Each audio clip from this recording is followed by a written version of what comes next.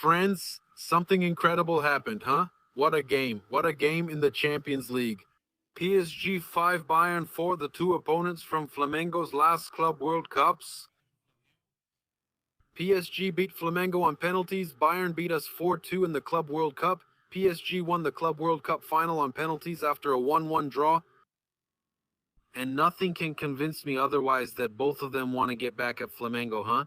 All this fighting, 5-4, it's because they want, no matter what, in any way, to get back at Flamengo, huh?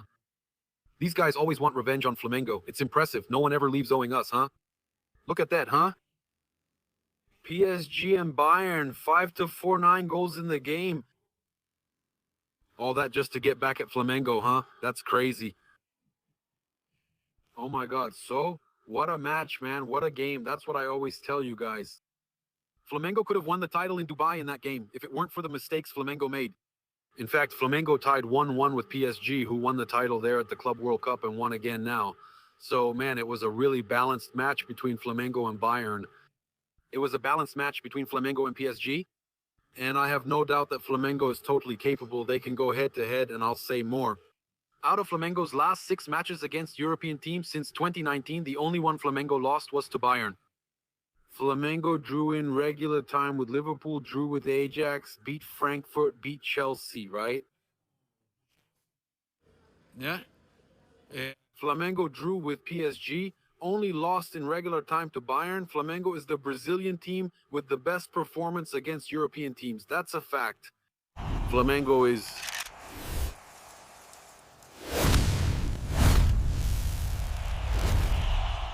Hey guys, greetings red and black fans.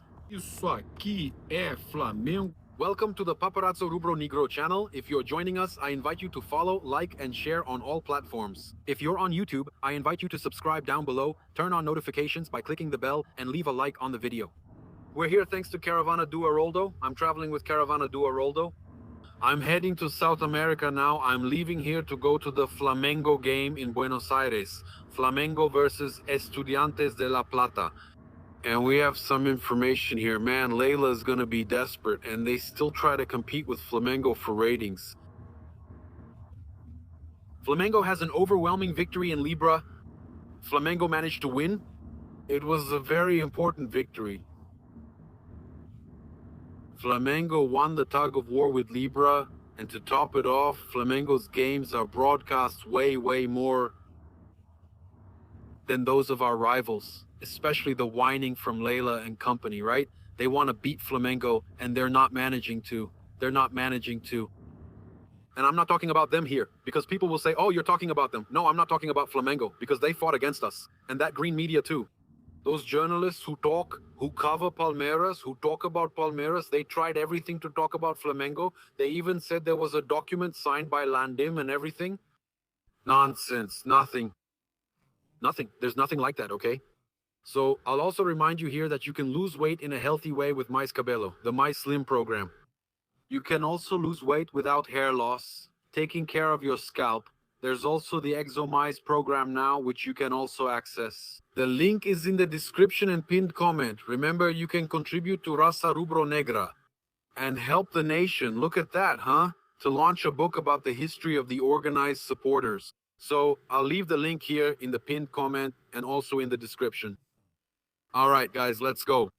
This Wednesday, check it out. The CONMEBOL Libertadores continues with the third round of the group stage, featuring 2 matches involving Brazilian clubs, both at 9:30 p.m. Flamengo is currently traveling to Argentina and just boarded. Here's footage of Flamengo boarding, provided in partnership with Coluna do Fla. Yes, Flamengo traveled to Argentina where they will face Estudiantes. The match will be broadcast to most of the country. Out of the 27 Brazilian states, 25 will get the game. That's crazy, right, my friends? They go crazy, man. They go crazy. Check this out. With narration by Gustavo Villani, emphasizing the national reach of the Flamengo matchup. Meanwhile, As Pepas, Palmeiras, Varmeiras will face Cerro Porteño.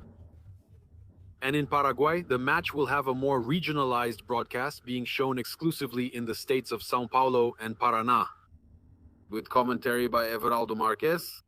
Okay. He's also good, a good commentator and all, but it's clear, right? It's pretty clear, right? So? And now? So how does it turn out, okay? This way, the market split prioritizes Flamengo for most of the national territory. They're going to complain. It was Globo that made Flamengo. It's Globo that makes Flamengo. In the 80s, Globo built Flamengo's fan base, and now they earn a lot more. That's the problem. Go cry about it. Flamengo is rich now. It's not going to stop growing. It's not going to stop earning more. Whether you cry or not, Flamengo will keep growing. There's no way around it, okay? So, this way, the division of markets prioritizes Flamengo for most of the national territory, while Palmeiras' game is restricted to 2 specific regions, right? And they're going to cry a lot. A lot.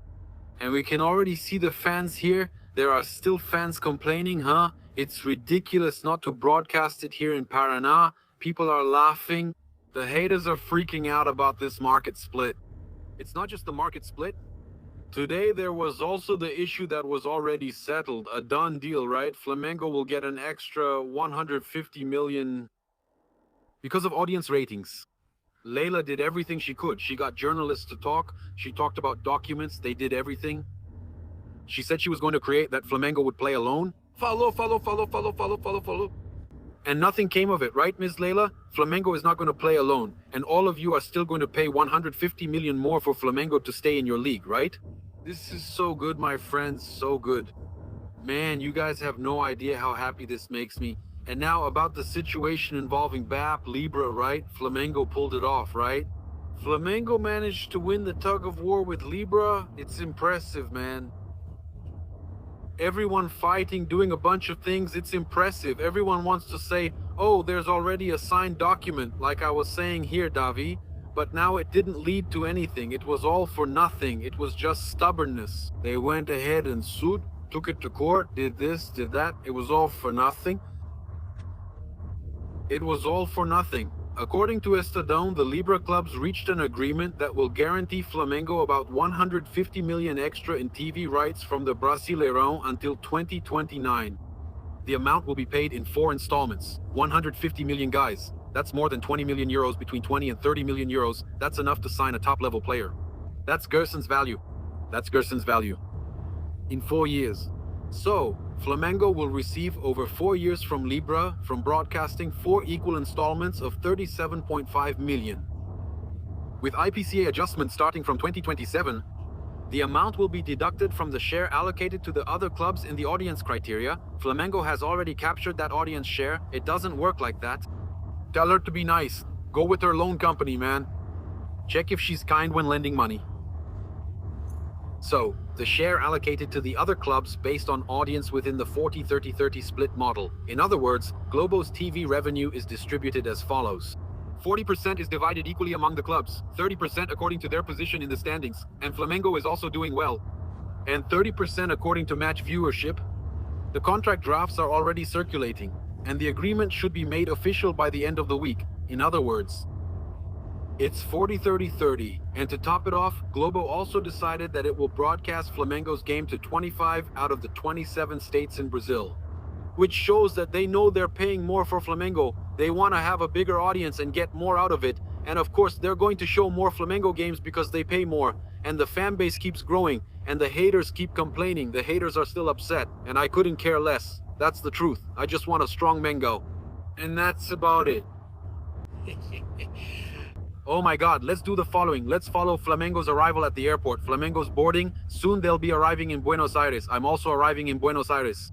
I arrive tomorrow morning, but Orfo is already there, our reporter. I'll do the following. Let's call Gabriel Orfo here with news about Mengao, straight from Argentina, from the obelisk. Be careful there, the obelisk is behind you. Okay, Orfo?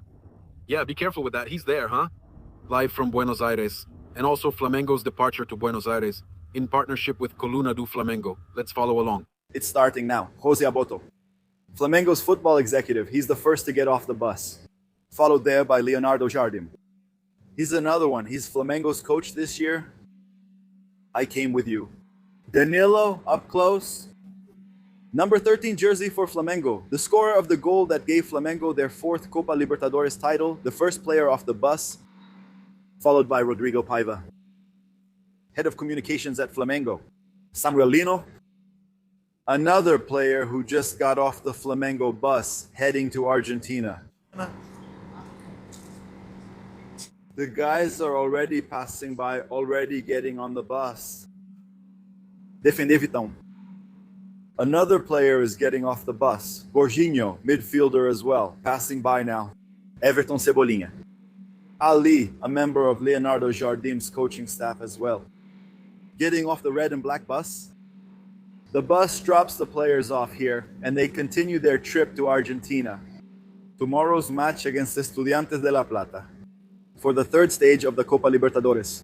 Emerson Royal is another right-back ADC player, seeing an opportunity for Leonardo Jardim. Greeting Mr. Pinheiro. Head of security at Flamengo, Leo Ortiz, another player, followed by Ayrton Lucas. Leo Ortiz greeting Mr. Pinheiro over there. Wallace Ann, a Flamengo Academy product, who is also going on another trip with Flamengo, this time to Argentina for the Estudiante match. Another member of Leonardo Jardim's coaching staff getting off the bus. The activity is underway here. There you see Nico de la Cruz, a player who was rested for the match against Atlético Mineiro but is back now. Alexandro, Flamengo's left back as well, showing up here on Coluna do Flamengo's screen. Intense movement here from the members and club employees. The red and black delegation is already getting off the bus at the Galeão Noble Hall for this boarding for the match in Argentina. With that bag, it's already a tradition, Jorge Carrascal. In style, heading to Argentina. Guillermo Varela, right back as well, Uruguayan. Appearing here on the Coluna do Flamengo screen. Saúl Níguez. Spanish, Saúl Níguez traveling, followed by Arrascaeta. Flamengo's number 10, going on another trip for a Libertadores match with Flamengo. Thank you. Things are still moving here. There are still players coming down. Players will still pass through the Galeão VIP lounge. Number 27 forward, Bruno Henrique. Another player getting off the Flamengo bus, Everton Araujo. Also going through an excellent phase, securing a starting position and standing out under Leonardo Jardim. Heading out for another trip with the Flamengo squad. Plata, Gonzalo Plata, finally ended his scoring drought in the match against Atlético Mineiro at Arena RMV. Another player showing up here on Coluna do Fla's screen for another Flamengo match, this time for the Copa Libertadores. A match against Estudiantes. It takes place tomorrow in La Plata for the third round of the group stage of the Copa Libertadores. Continuous movement of staff. Flamengo's football department as well, coming up here on Colombo Dufla's screen. Yes, this is the atmosphere here at Galeão Airport for Flamengo's trip to La Plata for tomorrow's game against Estudiantes in the third round of the Copa Libertadores. Goalkeeper Andrew, another one coming down there, along with Diogo Alves. There's some banter going on there on the phone. They're talking, laughing, joking around. Along with goalkeeper Rossi, the three of them are coming down there looking pretty cheerful. Some banter going on between them. A really nice moment here with Flamengo's trio of goalkeepers who are now heading towards Hall 9. Number 9, Pedro, also a top scorer for Flamengo. I'm going to bring some news. I actually want to start by talking about Corinthians. Yeah, I'm not going to start by talking about Flamengo. You might ask why I'm talking about Corinthians.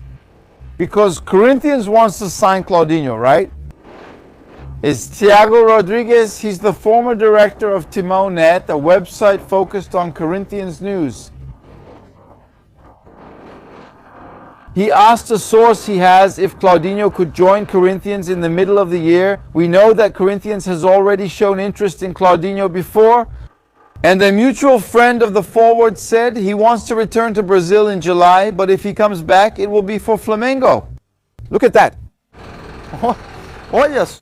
Claudinho, for those who don't remember who he is, it's Claudinho, former Red Bull Bragantino player. He's currently at Al Sadd in Qatar. He played for Zenit in Russia, and he came up through Corinthians Youth Academy. Before going to Bragantino, he played for Corinthians. Look, I'm going to give my opinion here. I like Claudinho. I like him. I don't think Claudinho is a bad player, but I think Flamengo can get better options. We know that Flamengo already has a very good midfield. We have Pulgar, Everton, Araújo, Jorginho, Saúl, De La Cruz, Arrascaeta, Carrascal, who can play both out wide on the wing and in the middle. Lucas Paquetá, Flamengo's midfield. It's very strong. And today, Flamengo internally gives priority to other names. I think Claudinho could have come in the past when we didn't have Paquetá yet. We didn't have a player like Carrascal who can play both in attack and in midfield. So today, Flamengo prioritizes names like Danilo from Botafogo, also André from Wolverhampton, and João Gomes from Wolverhampton. You know that Wolverhampton is already mathematically relegated to the Championship, the English second division. And the information coming from England is that both André, formerly of Fluminense, and João Gomes, who came up through Mengo's youth academy, will be sold by Wolverhampton. And modesty aside, both of them could come to Flamengo. Both would fit in at Flamengo. All right, we have Everton Araujo, who is improving a lot. But Everton is a 21-year-old player. He's a young player. 21 if I'm not mistaken. 23 years old actually. I just got here. He just had his birthday at the beginning of the year. And with this improvement, he attracts the interest of other clubs. It's normal. European giants are naturally interested in Everton Araujo since he's been performing well, similar to Wesley, now at Roma. It's natural for Europeans to be interested in Brazilian football players because of the weaker currency. The players dream of playing in Europe. And the expectation is that Everton Araujo will receive inquiries in the next transfer window, also at the end of the year in the other window. So Flamengo has to keep an eye on the market to sign someone in case they really lose Everton Araujo. Flamengo then is missing 3 players. The first is Eric Pulgar. He is already working on the field with physiotherapy and physical preparation, but he is not yet 100% fit to be included. There's also Leo Pereira, who is a new addition to the list of absences. He suffered a deep cut on his left shin during the match against Atlético Mineiro. We saw it. Anyone watching from home on TV could see it clearly in the replay they showed. There was a lot of blood in that area. The player needed stitches right there at the Gonçalo Plata Arena. It's not the RB Arena, it's the Gonçalo Plata Arena. He's still healing. The defender wasn't included in the squad for the trip to Buenos Aires. That's right, to the Argentine capital. This amazing place here. Later I'm going to have some parrilla. That's some good stuff. It's Argentina, right? A whole different level. Lucas Paquetá. The player is following the established recovery schedule by Flamengo's medical department. Flamengo got Carrascal back, who was out of the last games, but there are losses, absences, Pulgar, Leo Pereira, and also Lucas Paquetá for this match versus Estudiantes de La Plata. Thanks, Orfan. Thank you very much. Man, I think it's kind of far-fetched. João Gomes deal, 40 million euros, kind of far-fetched too. André's deal. It's also going to be very expensive. It'll be in that range. Those guys will want a lot. Fluminense sold for 23 million euros. So it's very hard for Flamengo to sign these guys after what they spent on Lucas Paquetá, who's doing really well, right? Flamengo can sign a striker. It's already well underway. Flamengo is scouting to sign a striker as well. There's also the situation with a top left back. Let's see what happens. But I doubt Flamengo will spend 40 million euros to sign André or João Gomes. João Gomes is already negotiating, by the way. There's interest in him in Europe, so it's very unlikely to happen. Regarding Leo Pereira's absence, man, I see the fans are really upset. The fans are really sad about Leo's absence. People were caught by surprise. Many wonder when Paquetá will return, possibly against Vasco. However, it's uncertain since he hasn't started training yet. A lot of people are upset that Paquetá wasn't included in the squad. Many are also upset about the situation with Leo Pereira. Even so, they believe Flamengo will win 4-0 or 3-0. Yeah. Without Leo Pereira, it's tough. That's why I say Flamengo urgently needs to sign a left-footed center back of the same level. It's a problem. And when Danilo plays, Leo Ortiz moves to the left. That's another issue. When Danilo plays, Leo Ortiz, I'm not a big fan. I talked to Riza about it today. I'm not a big fan of Leo Ortiz playing on the left. Let's see what happens. But let's stay optimistic. Flamengo has everything it needs to come out with the win and to lead even more comfortably. With 9 points against 4 in the group stage and on track to reach 18 points, can you imagine?